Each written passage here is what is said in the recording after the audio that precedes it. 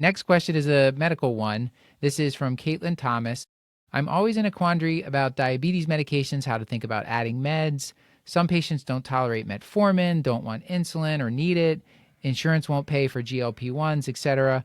There's often a weight management component. Guidelines don't account for all the variables. And she says DPP-4s don't seem that great.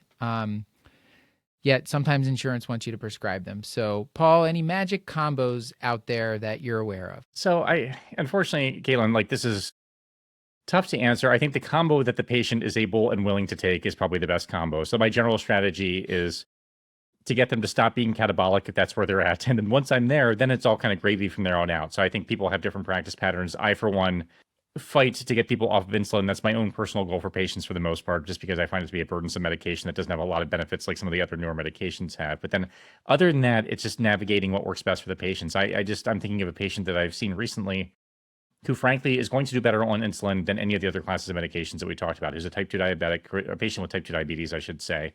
And like, this is someone for whom insulin probably makes the most sense. But on the other hand, yeah, it's what they can tolerate, what you can sort of talk them into, what their insurance can cover. And I don't think that there's a magic combo. I think Caitlin mentioned the DPP-4s. There are even circumstances where I will use those. Like if I need someone to get that little bit of nudge just to be a little bit better and I don't need a miracle and they're like needle averse, then maybe that's a potential option. So I think the blessing and the curse of taking care of diabetes right now is we have so many options and so many potential combinations. Like back when you and I trained, it was metformin, sulfonylurea, and then insulin. Like that's what you got. Like now we have so many classes and so many medications that I think it's kind of a joy that you can sort of play around and figure out what works best for the patient. But there's not going to be one magic pill for me. But having said that, what's your magic pill?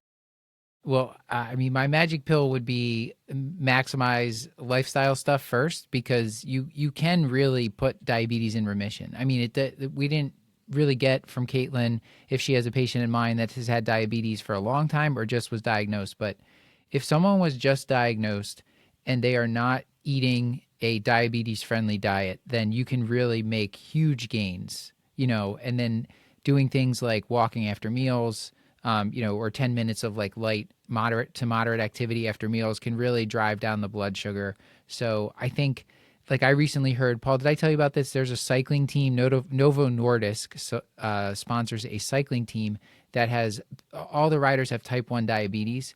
And they found that if you ride really intensely, your blood sugar spikes. Mm-hmm.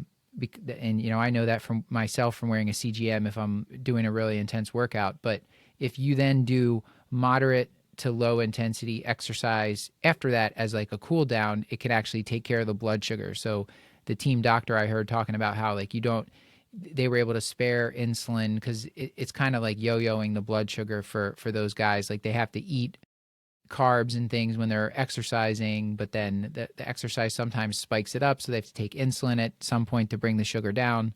So anyway, there's things you can do. So I think I wouldn't throw lifestyle out, especially if they're earlier on in the process. That is something that I will, that I think people underestimate how much of an improvement you can make. No, I disagree. I don't really encourage lifestyle changes if I can help it. It sounds exhausting and frustrating.